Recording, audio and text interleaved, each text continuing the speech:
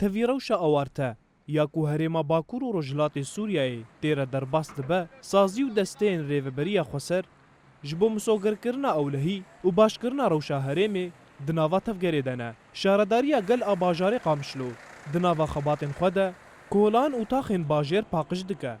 Karmendên şaredariyê ji saet 6 sibihê heta 12 êvarê karên xwe yên paqijkirina bajêr didomînin. Çavdêrê beşa paqijiyê ya şaredariya Qamişlo Mihemed Silêman got paqîjiya bajêr erkek li ser milê her welatiyekî ye û divê her kes bi vê erkê rabe.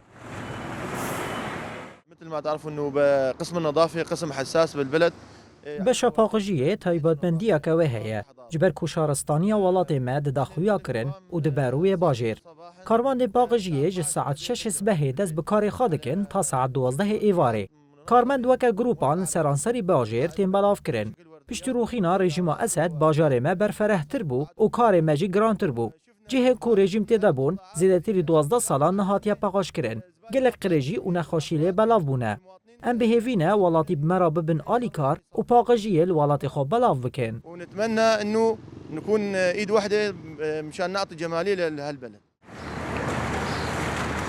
Her wiha karmendê paqijiyê yê şaredariya Qamişlo Ehmed Hisêno daxwaz kir ku welatî pabendî bi dem û cihê danîna qirêjê bibin. نريد من الاهالي انه قدر الامكان يساعدونا.